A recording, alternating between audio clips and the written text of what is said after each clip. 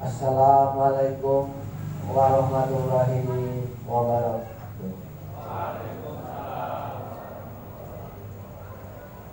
Alhamdulillah, dengan rahmatnya Allah pada malam hari ini kita masih diberikan kesehatan iman kita, Islam kita, sehingga dapat menghadiri pengajian Ma'rifatullah wa Barakat Sataria Sari.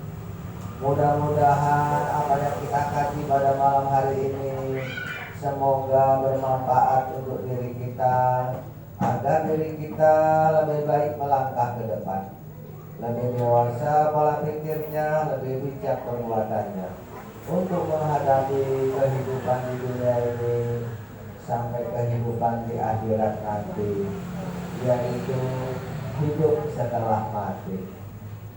Baik saudaraku yang hadir pada malam hari ini, tadi kita akan dengarkan tausiah dari Tuhan Guru kita tentang masalah nafsu kita.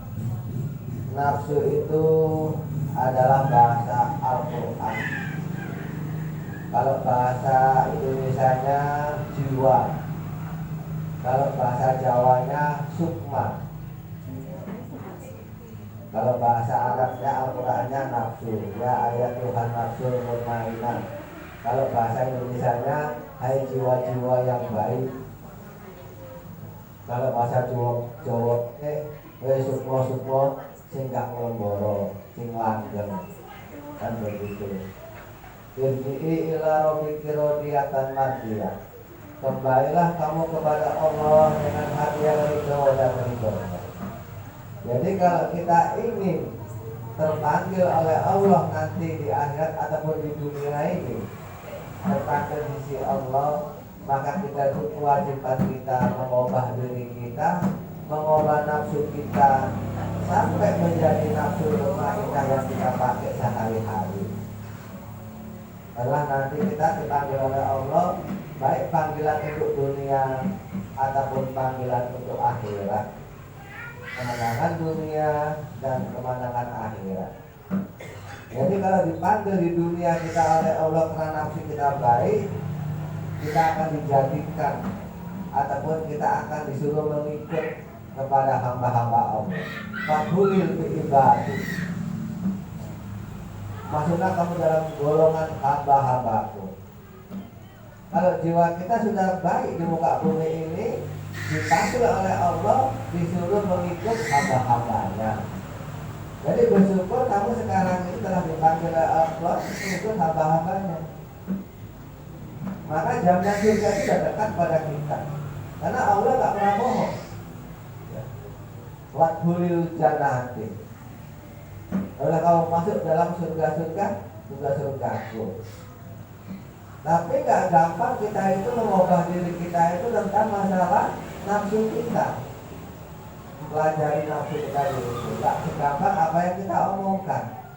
Memang banyak orang sekarang pandai bicara, tapi gak pandai berbuat, sehingga apa yang dibicarakan tadi gak ada manfaatnya bagi dirinya. Bertahun-tahun ngaji diri, ngaji Ma'rifatullah, tapi derajatnya gak terangkat di muka bumi ini karena belum terpanggil oleh Allah, karena gak sesuai dengan apa yang diperbuat. Jadi kata Pak Guru tadi, nafsu manusia tadi itu, sukmonya manusia tadi itu ada 7. Dalam diri manusia itu ada 7. Yang dari ibu 3, yang dari bapak 1, yang dari wali Allah ataupun guru itu 3. Yang dari ibu nafsu amarah, aulama, dan sahwiyah, tahun sahwat. Yang dari bapak yaitu nafsu mutmainnah. Yang dari guru nafsu aradila, nafsu madiyah, dan nafsu kamilah. 7 nafsu ini masing-masing punya sifat. Berbeda-beda sifatnya dengan yang lain, ya, gak sama. Andai kata kita digerakkan oleh nafsu amarah sehari-harinya, yang paling besar dalam diri kita itu nafsu amarah. Nah, ngomong Jawa ngomong, sing menguasai badan itu sukmo amarah, sukmo setan. Orang jadinya. Sukma itu beda dengan nyawa. Beda dengan nyawa. Ya. Jadi kalau kita di dunia ini sehari-hari dikuasai oleh nafsu amarah, maka sifat nafsu amarah tadi itu timbulnya itu sombong, bangga diri, diktator, diktator. Apa namanya bahasa apa itu? Keras, otoriter, egois. Itu efek daripada nafsu amarah yang kita pakai sehari-hari. Kalau jadi pemimpin, diktator dia keras, pemimpinnya, itu rumah tangganya keras. Kalau jadi pemimpin, dia egois, semua harus patuh, nggak pandai bunuh siapa, walaupun salah walaupun benar dipatuhi. Itu dari pemimpin. Egois otoriter, egois ya. Itu dari efek nafsu amarah yang kita pakai. Jadi itu nafsunya setan. Jadi kalau kita pakai sehari-hari itu nafsu amarah, lalu kita meninggal dunia, nafsu amarah itu nafsunya setan. Jadi akhirnya kita itu kembali pada setan, tidak kepada Allah. Karena yang terpanggil oleh Allah itu hanya nafsu mutmainnah tadi. Maka janganlah sampai kita itu bakokkan, kalau bakok kentalkan nafsu amarah, kurangi sikit-sikit. Kalau hilang nggak mungkin. Manusia nggak bisa menghilangkan nafsu amarah, nggak mungkin. Tapi mengurangi proses, mengurangi apa yang itu kadarnya yang bisa itu, mengurangi kadarnya. Kenapa kalau manusia nggak bisa mengurangi nafsu amarah, nggak bisa menghilangkan nafsu amarah? Karena manusia masih makan daging, masih makan daging. Orang yang banyak makan daging itu amarahnya tinggi. Contohnya yaitu orang-orang Arab. Orang-orang Arab itu minumnya susu, makannya daging. Orang-orang Arab itu, maka tinggi emosinya. Walaupun itu taat beragama, tapi sifatnya keras. Nengok orang semua itu salah, kafir kalau bahasa dia. Yang benar hanya aku sendiri, kelompokku. Jadi kalau kamu tuh mampu mengurangi makan daging, bukan meninggalkan ya, mengurangi makan daging, insya Allah nafsu amarah pun berkurang, agak lunak. Ya nanti kalau setan sudah kalah kita lunakkan, jadi bisa kita arahkan kepada Tuhan setan. Setan betul banyak yang tobat loh. Setan banyak yang tobat. Bukan kan cuma itu buruknya, banyak yang tobat. Setan itu nama sifat yang buruk ya, setan itu bukan nama makhluk, nama sifat yang buruk. Dia bisa baik kalau kita arahkan dalam kebaikan. Setan itu. Jadi setan itu beda dengan jin. Kalau jin itu makhluk macam kita, bangsa manusia juga jin, cuma dia tuh nggak punya jasad, namanya gaib. Maka kalau jin itu kesetanan namanya jin kafir. Tapi setan nggak pernah kejinan. Setan itu nama sifat. Yang bisa itu jin kesetanan. Nah, jadi jin kafir. Kalau manusia kemasukan setan kesetanan, wah merusak alam semesta. Contohnya, ya, contohnya dalam rumah tangga saja lah kita. Masuklah setan dalam diri ibu kita, bisik-bisik, lalu jeplak dalam mulutnya. Terus masuklah ke dalam hatinya suaminya, bisik-bisik lagi. Akhirnya perang mulut. Nah, itu baru setannya itu masih anak-anak, masih belum pandai kelahi. Masih perang mulut saja. Lama kelamaan yang dewasa yang datang setannya. Nah, kalau itu nggak seru, banting itu piring, banting ya katanya. Datang di suaminya, sepak itu tinggi, sepak lagi ya, nangis seru. Nah, itu bacaan setan. Jadi manusia bisa kemasukan setan, tapi setan nggak bisa kemasukan manusia. Ada gitu. Karena setan tadi itu sifat amarah dalam diri manusia. Jadi kalau kamu ingin tahu setan yang menangkan itu, ketika kamu tuh marah, lalu kamu kaca, ambil cermin, kaca berkaca kamu kalau kamu marah, nampak jelas setannya itu. Kalau kamu ingin tahu setan, jadi kamu gambar sana di bodoh di sana, jangan digambarkan begitu. Itu orang yang bodoh, orang yang bodoh. Setan itu nama sifat dalam hati manusia. Contohnya begini contohnya, ini contoh. Ini maaf, makasih ada Pak Dukun ya, ada Pak Dukun, yang maaf ya. Di rumah kakek itu ada penghulunya katanya. Lalu kakek manggil orang Jawa dari Jawa Tengah. Pak, tolong apa? Tengok rumahku itu kan ada penghulunya. Tengok apa Dukun orang Jawa? Pak, begitu begini kan Jawa. Wah, itu rumahmu ada kuntilanaknya, ada genderuwonya. Wah, begitu kata Pak. Apa dulunya begitu kan. Lalu kakak itu nggak kurang percaya, masa iya? Kenapa? Karena sebenarnya orang Jawa. Orang Jawa itu setan dalam hati tadi itu adalah yang paling nampak jelas pada diri kita dari diri orang itu kuntilanak dengan cenderung. Tapi ketika kakek panggil orang Batak, orang di Maluku, Bung, macam mana nih Bung rumahku Bung? Pak tengok kan Bung ada apa aja? Tengok sama opung-opung. Kayu batan atau macam begitu kan apa doanya kan? Tengok, wah ini ada begunya katanya. Kok beda lagi? Begunya tadi katanya cenderung dengan kuntilanak. Ini opungnya ada kan si begu-begunya.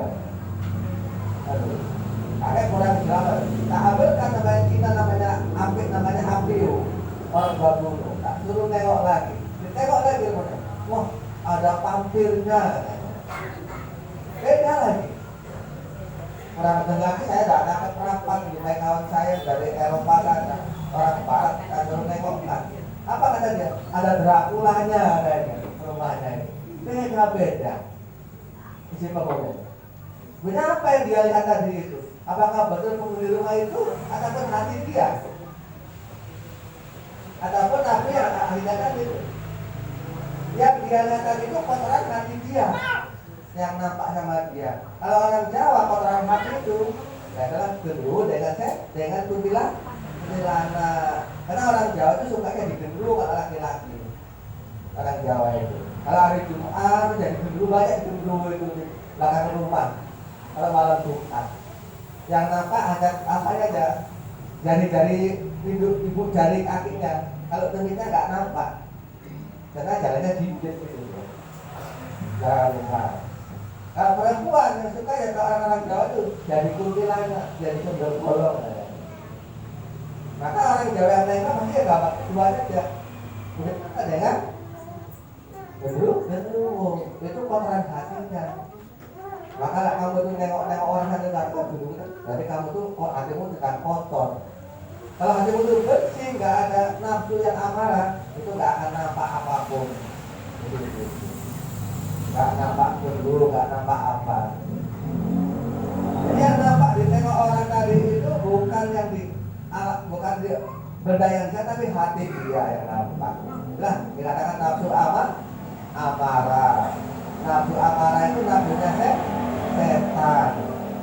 Jadi gerakan manusia itu dalam kesombongan, dalam radikal, emosian, gitu.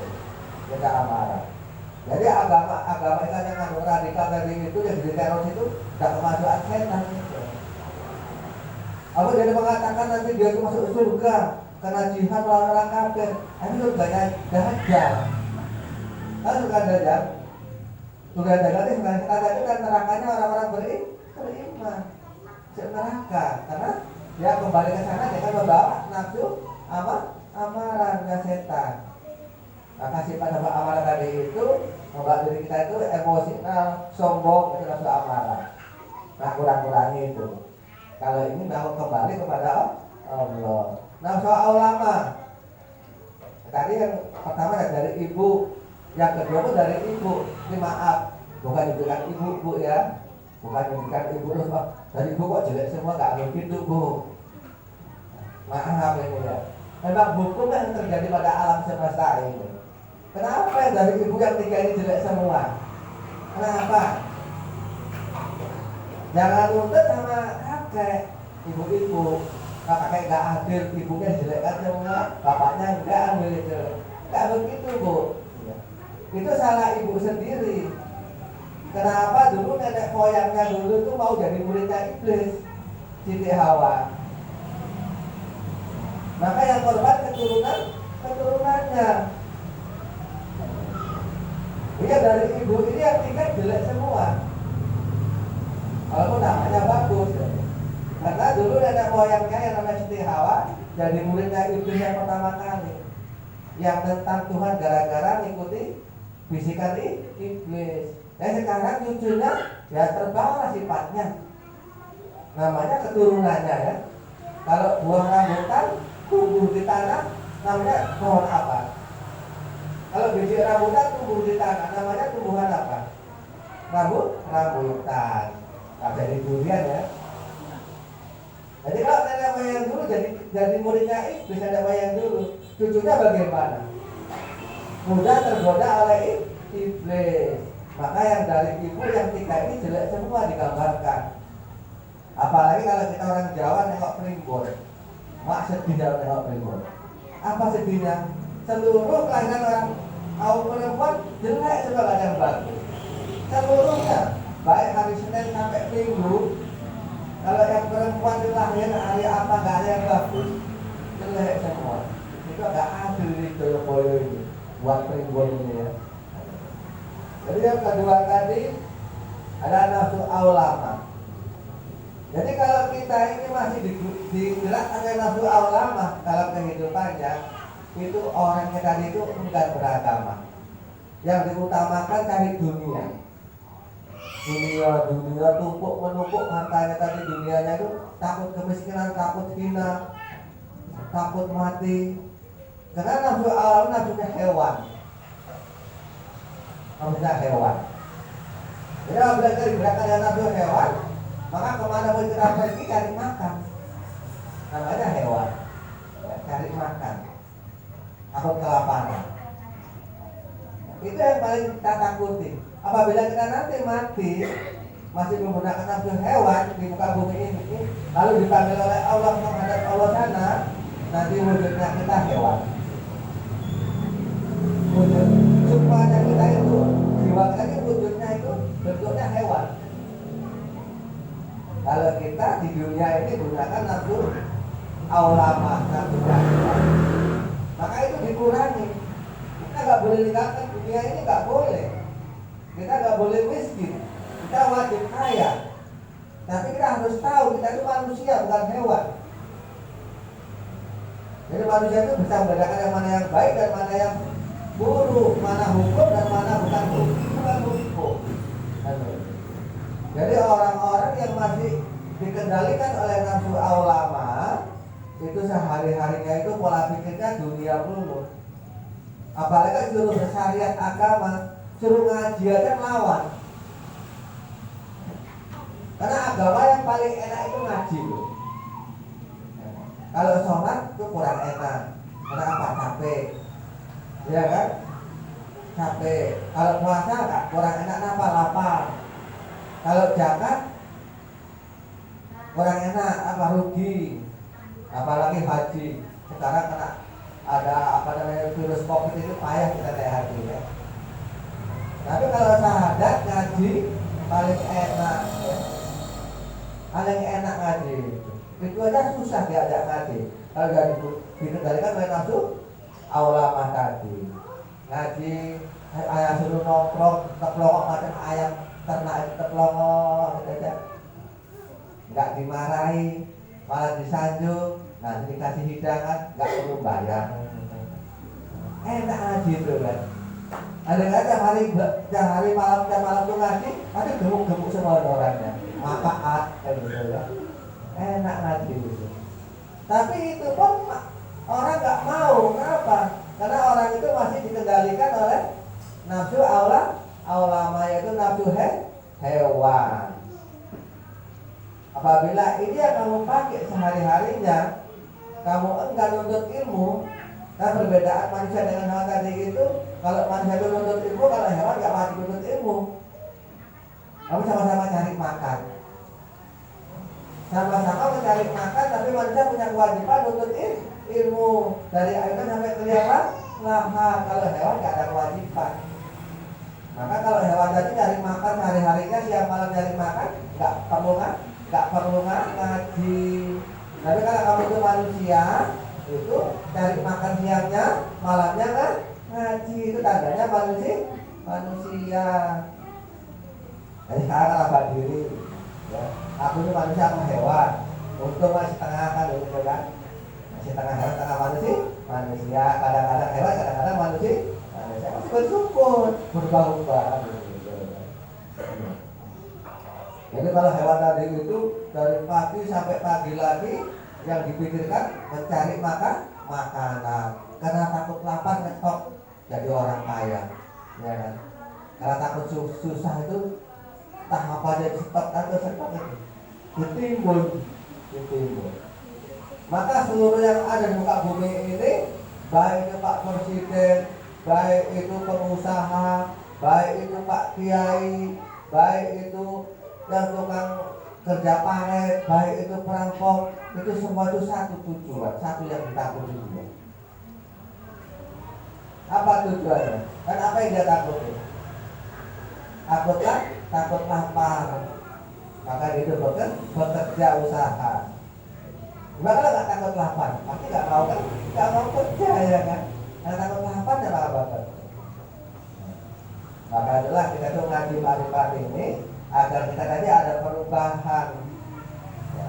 Jangan sampai kita nanti ini mati semuanya itu wujudnya hewan. Nah badannya ganteng-ganteng, badannya, jasadnya. Tapi ketika dilakukan badan, wujudnya apa? Tergantung sifat yang mengendalikan dirinya. Ya kalau nafsu aula mana yang kamu pakai sehari-hari, hanya dunia yang kamu kejar, kamu gak mau menuntut ilmu, kamu kelompok hewan. Nanti badannya manusia, kepalanya hewan. Ada yang kepalanya anjing serigala, ada yang macan singobaro, ada yang lembu sekilan, ada yang buaya, siluman buaya putih, bermacam-macam ya. Karena sifat yang dia pakai sehari-hari adalah sifatnya hewan, yaitu nafsu aulama. Tapi dikurangi, bukan dihilangkan, nggak bisa. Kalau lagi kamu masih makan di muka bumi ini nggak bisa hilang nafsu aulama. Dan kalau masih mau makan daging, nggak bisa hilang nafsu aulama. Nah, dikurangi bisa, kurang-kurangnya bisa. Jadi yang ketiga itu nafsu syahwat. Nah, nafsu syahwat ini hampir semua itu kena. Syahwatnya buat susah manusia di muka bumi ini, sehingga manusia berbuat buruk di muka bumi ini. Apa nafsu syahwat itu? Yaitu keinginan pada diri kita. Ingin itu, ingin ini, sampai bertumpuk keinginan. Yang ingin satunya sudah belum terpenuhi, sudah ingin yang lain lagi. Hanya bertumpuk keinginan, akhirnya berbuat buruk di muka bumi ini untuk memenuhi keinginan kita. Itu namanya syahwat. Kalau lebih kamu laki-laki, kalau duitnya banyak, wah itu biasa. Kamu laki-laki kalau udah duitnya banyak, wah istrinya nggak mau satu, mau 3-4. Itulah syahwat keinginan tadi. Tapi kalau perempuan kalau udah duitnya banyak, badannya nggak bisa berdiri tegak, agak bungkuk, karena perlu dengan hiasan. Kalungnya besar, anti-antinya besar, ini jadinya bungkuk macam onta. Badan pasir. Tapi kalau laki-laki kan duitnya banyak, bunganya udah banyak. Nah itu laki-laki kan banyak. Itulah syahwat tadi, keinginan. Jadi kalau ini kita pakai sehari-hari, itu menyusahkan kita. Gak akan dapat ketenangan jiwa, gak akan dapat yaitu kebaikan jiwa sifat kita. Maka jauh daripada nafsu mutmainnah. Maka itu dikurangi.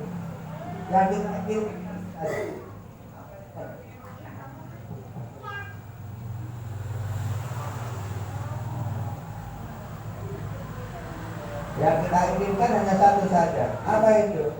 Yaitu kepada Allah itu dengan yaitu nafsu mutmainnah yang kita inginkan. Maka nafsu syahwat ini kita kurangi juga ya. Jangan kita itu mensalahgunakan nafsu syahwat tadi ini. Sudah tahu suami kerja becak ikut karena tidak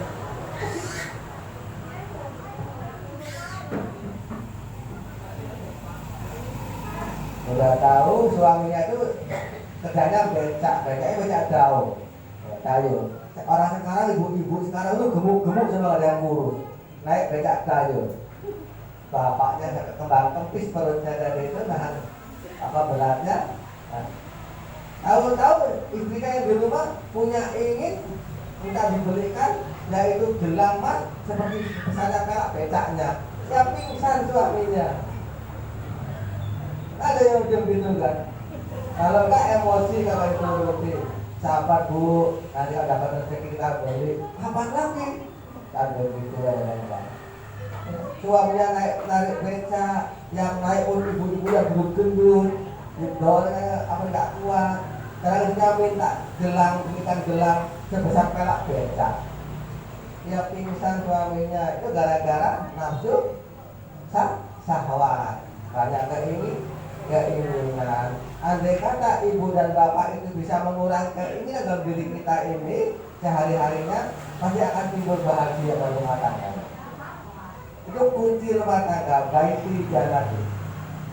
Kuncinya itu. Kurangilah keinginan yang apa kita nggak mampu. Kurangi. Insya Allah nanti seperti rumah tangga Nabi Muhammad.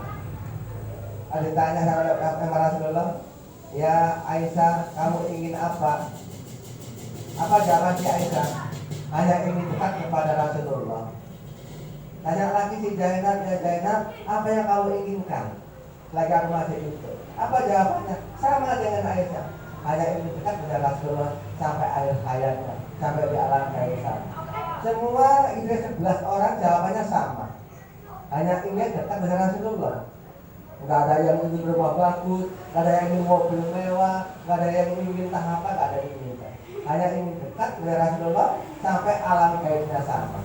Ingin bersama Rasulullah. Hanya itu yang diinginkan. Itu pasti enak hidupnya. Hidupnya enak sekali. Ketika jiwa menyatu, suami istri, keinginan dekat karena nyatu dari dekat jiwanya, lalu makan, walaupun hanya makan dengan daun singkong, nikmat rasanya. Kenapa? Karena kelaparan lama kali ini. Nikmat rasanya. Tapi kalau udah gak sedang gaduh jiwanya, sedang gaduh rumah tangganya, dihindari makanan yang enaknya, yang lezat, yang serba Korea makanannya. Ya. Ada bimsang, entah apa lagi kan. Nggak enak dimakan, kenapa? Jiwanya lagi gaduh ke suaminya. Nggak enak, dibelikan mahal-mahal, yang satu kotak itu 25.000 gitu kan. Hanya 3 biji 10.000, bayangkan itu. Bakso saja anak biji 10.000 ya. Itu 3 biji kecil 10.000. Dimakan malah nyentuh apa? Langsung di lehernya. Nah, sedang mangkal dadanya kan. Sedang dopet. Nah, makan dimsum tadi malah sesak. Ada apa mati? Tetapi dengan matanya. Nggak enak. Lalu ketika jiwanya menyatu, karena ini dekat, selalu dekat suami istri, makan apapun enak. Apalagi tengah malam, kan? Enggak sore enggak makan, malam-malam kelaparan, makannya apapun enak dimakannya. Kalau nasi goreng dengan hanya bawang putih, enak lezat. Nasi goreng kampung, orang kampung nggak ada apa-apa, mau nggak pajak gitu, enak. Maka keinginan kalau bisa. Bukan menghilangkan, tapi kurangi. Arti mengurangi tadi itu, jangan yang kamu inginkan yang kamu gak mampu. Itu pengertiannya. Jangan yang kamu inginkan yang kamu gak ada, yang gak bisa tercapai. Nanti nyiksa diri. Contohnya apa? Contohnya sudah punya suami tua, tidak suaminya ganteng ya, berat. Punya keinginan suaminya ganteng aja, mereka suaminya tua, ya berat. Udah punya istri yang jelek, udah istrinya cantik aja, diberikan budak dari Korea, dari Paris, dia tetap jelek, ya berat intinya. Akhirnya susah. keinginan yang bisa tercapai itu namanya kan begitu. Ya, itulah tadi nafsu sahwiyah nafsu syahwat. Ya. Kalau bahasa Arabnya nafsu, kalau bahasa Indonesianya jiwa. Jangan kamu jiwai keinginan yang kamu nggak mampu. Kalau bahasa Jawanya sukmo gaib. Manusia yang gaib yang melekat pada mata hati kita namanya jiwa. Baru yang keempat yaitu nafsu mutmainnah. Itu nafsu yang dari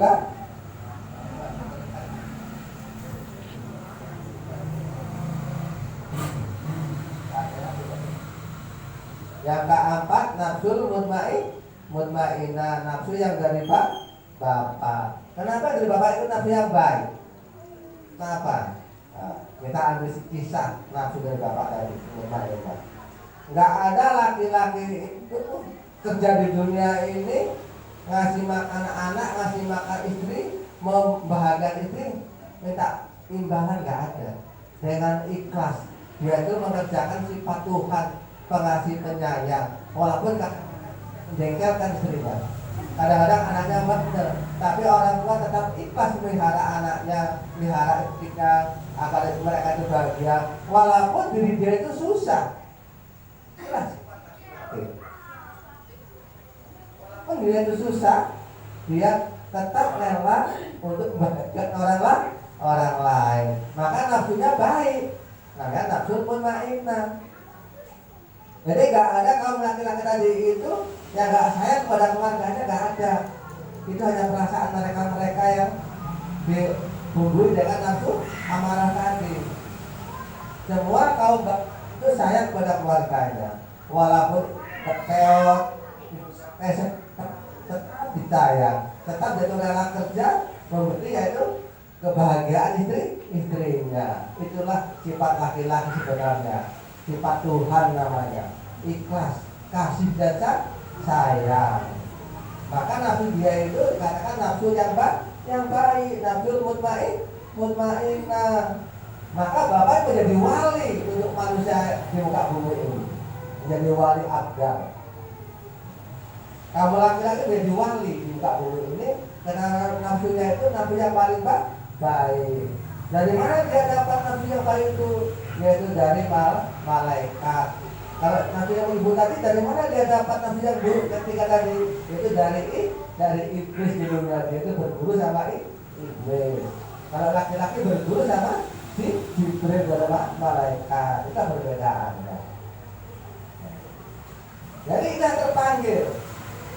Jadi ciri khasnya yang pakai nafsu mutmainnah tadi itu, walaupun bandel itu anaknya yang dia pelihara, dia gak pernah mengeluh apa yang terjadi. Dia tetap berusaha untuk anak itu baik, walaupun istrinya itu cerewet. Ya, ada istri yang cerewet di sini, Bu? Gak ada ya. Karena dari tulang rusuk semua, dari tulang rusuk ini. Kan tulang gigi baru.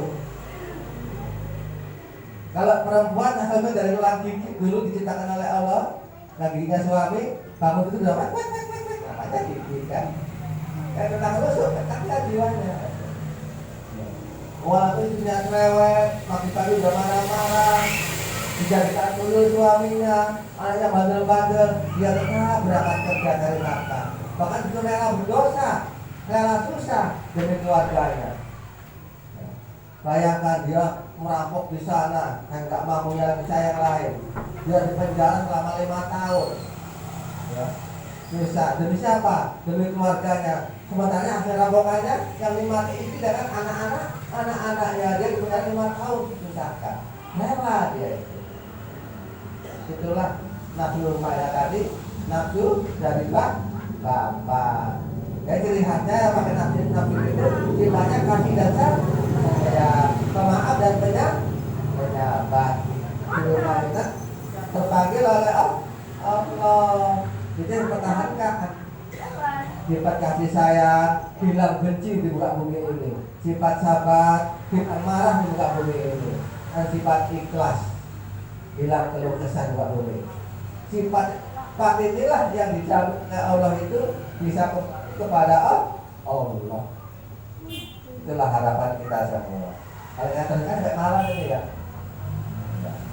Nanti kita sambung lagi ya, nanti dari guru ya. Kalau Pak umur, kalau pendek ya ngasih orang lain lah. Yang pendek ngasih apa guru lain, sambungannya ya. Udah kenalan, kita teruskan ini. 3 lagi ya, bayangkan itu. Kalau 3 ini satu nafsu itu 1 jam, berapa jam 3 lagi? 3 jam pulang pagi kita kan, iya kan? Kalau kamu dekat, kamu jauh sana, jauh. Jadi tadi yang kakek utarakan, yaitu nafsu manusia itu ada 7. Yang dari ibu itu 3, yaitu amarah, aulama, syahwat. Yang dari bapak 1, yaitu mutmainah. Yang dari wali Allah itu 3, aradila, madya, dan kamilah. Jadi kalau kamu ingin mendapatkan nafsu yang 3 yang atas ini, yang terbaik, yaitu dapat ridhonya Allah, yang diridhoi dan orang-orang yang sempurna, maka dekatlah kamu pada wali-wali Allah, mendapat yaitu satu didikannya. Insya Allah nafsu aradila, nafsu madya, nafsu kamilah menjadi senjata kita kembali kepada Allah, menjadi kendaraan yang terbaik untuk manusia di muka bumi ini. Itulah nafsu dari seorang wali Allah. Kalau dari bapak tadi nafsu mutmainah, sifatnya kasih dan sayang, ikhlas dan sabar. Kalau nafsu dari ibu tadi nafsu syahwat, keinginan-keinginan yang merusak diri kita. Aulama maunya dunia saja, nggak mau agama. Amarah, sombong, takabur, kan? Egois, emosian, itu nafsu amarah yang dari setan. Kalau aulama yang dari hewan. Kalau yang tadi syahwatnya dari mana? Dari kaum perempuan, dari kaum perempuan. Keinginan tadi. Dan juga itu dari Nabi Adam juga, tapi jadi perempuan. Kamu sama tadi keinginan tadi. Gara-gara si Nabi Adam itu nengok burung bercumbu sama kekasihnya, dia pun iri. Ya Allah, burung aja ada temannya di surga, aku sendirian, kata si Nabi Adam. Dia punya keinginan, punya syahwat dia. Allah apa kata Allah? Adam, kalau kamu ingin teman, sholat kamu 2 rakaat. Ada 2 rakaat di surga, pas salah ke kiri, jumpa sama perempuan namanya Siti Hawa. Maka perempuan tadi dari hawa nafsu, dikatakan Siti Hawa, yaitu syahwat tadi. Maka perempuan banyak keinginan. Maka yang masuk neraka kebanyakan itu kaum perempuan di dunia ini yang susah. Walaupun istri orang kaya, tetap susah perempuan. Apa tandanya? Tandanya apa? Kalau istri orang kaya, suaminya ganteng, kaya mula, tambah susahnya istri kan? Apa? Udah kali itu. Nyebutnya berarti itu. Kalau nyebut itu sifatnya rusak ini. Maka nafsu syahwat tadi dari kaum perempuan dari Siti Hawa. Sifatnya keinginan yang nggak mampu sehingga merusak dari sini. Apa kira-kira itu? Apa ya? Jadi tugas kita ini sekarang merubah diri kita untuk mengurangi yang buruk-buruk, untuk menanamkan yang baik itu nafsu mutmainah. Kalau udah sampai tingkat situlah tahuin sifatmu, ya, sifat kasih sayang dan sabar dan pemaaf itu nggak perlu lagi kamu bingung kembali kepada Allah. Akan Allah panggil di dunia ini kan, yaitu golongan hamba Allah, dan Allah panggil dia yaitu menjumpa Tuhannya yang maha indah itu sifat cepat. Mudah-mudahan pada malam hari ini saudaraku semua bisa memahami tentang hal ini.